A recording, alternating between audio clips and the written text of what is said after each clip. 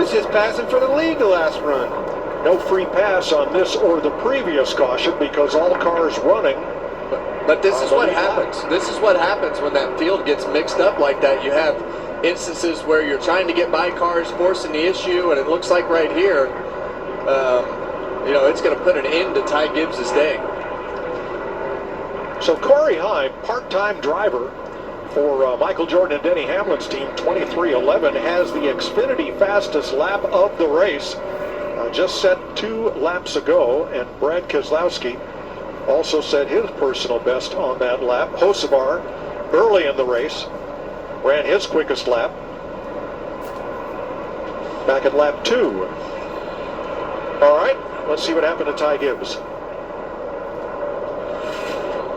You can see him back here in the back. I think he got help, Kevin.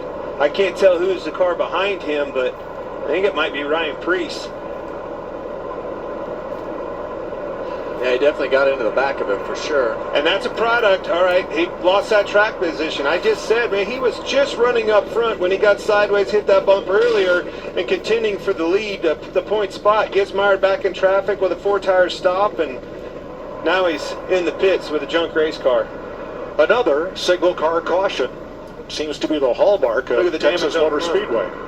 Trying to do 2 tires, and the whole field's past you because the pit stops are so fast at 2 tires, and it's checked up in front of it, stopped, and you're trying to look and try to get up out of the way, and he just stopped, and there's nothing I can go do if I couldn't stop in time. So it's been a tough year, Jamie, to say the least, but I'm proud of the speed we had today. Discount Tire Mustang had good speed capable of going up there and running into that long run there at the end of the stage. We were one of the best, if not the best car, which makes it hurt even more, to be honest with you, but glad we had speed at least, and all you can do is keep digging, go to the next one.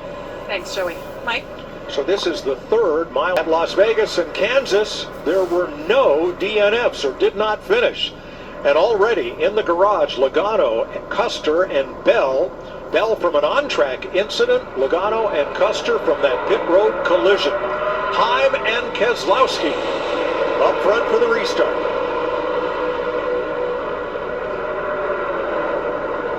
Yeah, I mean, on that last run, you see that quick lap time that Corey Heim laid down and gets another good restart right now. So he's looking like the cat's pajamas out front, looking good.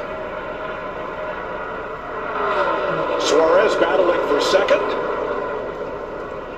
That battle's over. You're not getting off the hook with that, Kevin. We'll come back to that later because we've got some chaos going on. But Elliott outside of Stenhouse for 5th.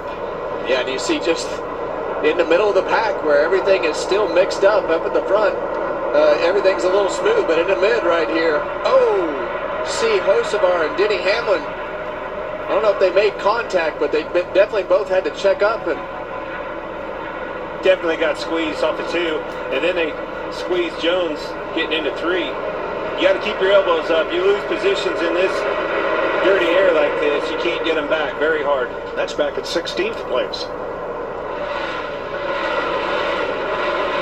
And you got to do all you can do on these restarts to gain as much as you can, because as they get strung out, the amount of cars that you need to pass and the time that it takes to pass them just keeps going up as you run throughout the day, and the field spreads out. So when they're all packed up like that, you want to try to capitalize on as many spots as possible. Side by side for 5th, side by side for 7th. I hear you there, Kevin, but I think you need to take a deep breath, slow things down a little bit, let this race come back to you. Adversity is going to be a big part of what I'm seeing today in Texas. Thought he had checked up off a turn 2, but you see it happening again right now. And we know that car has some right front damage from that pit stop accident, so it looks okay through turns 3 and 4. Just wonder if it keeps getting tight on the exit of turn 2 right here, Clay. I think it's got a rub. Oh, yeah, it's got a the rub. fenders on the tire, I don't see any Goodyear lettering on that right front. You see the damage. It's more than you think. Jamie? Well, the team assessed that damage on the right front, and they determined it was okay. They didn't need to bring them in to fix anything, and the wheel was straight as well. However, to your point, Mike, about what's happening with the 19, he said, I am too loose. I'm just over-rotating and giving up spots.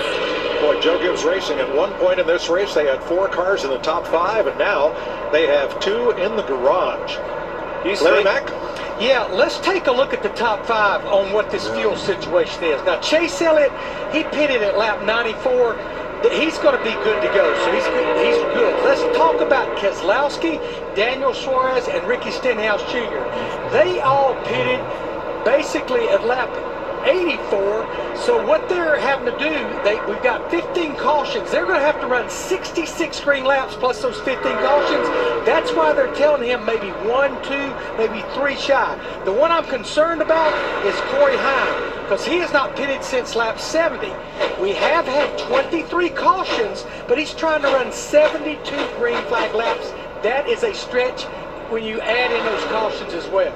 Now, Corey Heim and Zane Smith are the 2 cars that were last on pit road at lap 70. Would have a long way to go to try to make it to the end of stage 2. See how wide.